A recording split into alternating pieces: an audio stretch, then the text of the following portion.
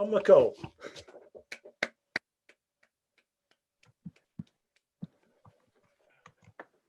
Remember to unmute. Thanks, Rodney. Thanks very much for that great introduction. And that was a great last poem, that one by the by 6-year-old. That was fantastic. Yeah, I'm going to just read 2 poems, and I'm going to read a poem from each of my 2 books here. And both of these books are currently 15% off on my Big Cartel online shop, which I've just set up this month. So I eventually got round to it. So it's 15% off for all of November. So there's still a bit of time left. I'm just going to read. I'm just going to read the last poem from each of these books. And the last poem in this first book, Being With Me, which is called Being With Me Will Help You Learn. The last poem is called The Full Stop Rebellion.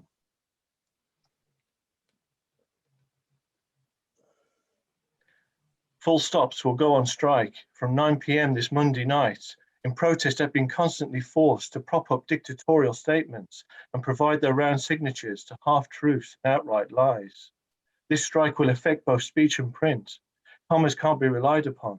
Some may strike in support. The public should refrain from non-essential speaking, writing, typing, and reading. There is the real possibility of death from not being able to pause for breath. The chattering classes have been warned that the choice could be as stark as shut up or die.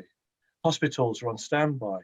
Emergency wards have this week been stocked with large consignments of compliant full stops imported from Qatar for use in life-saving sentences.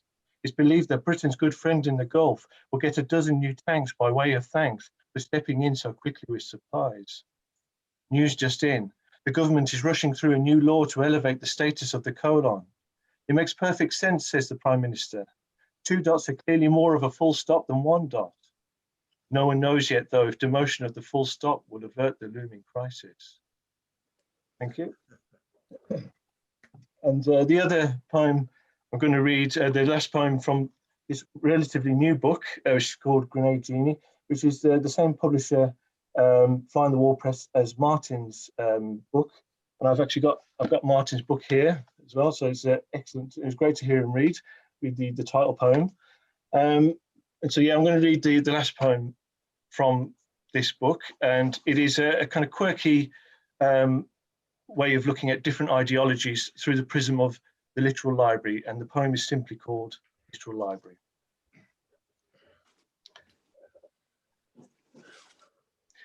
In the local literal library, under the section marked the Nazis, there are hundreds of books by gay, Jewish and socialist authors, and at the end of each shelf, a box of matches.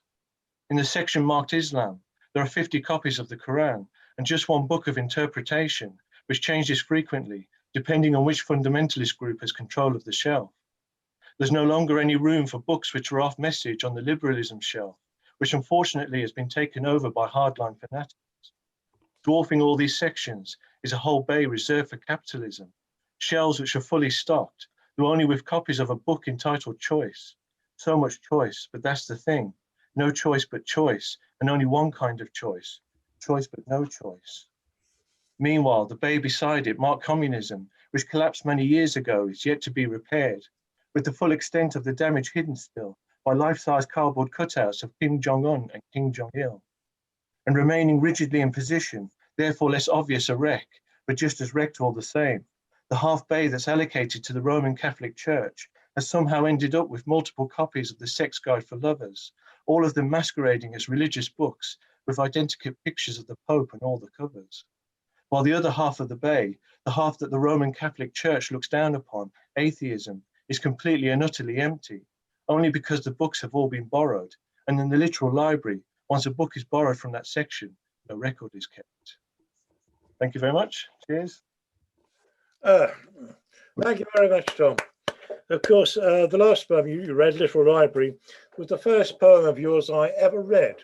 I think it was in the magazine called The Journal. That was it, yeah. I remember you messaging me about it, yeah. Thank you very much for reading that.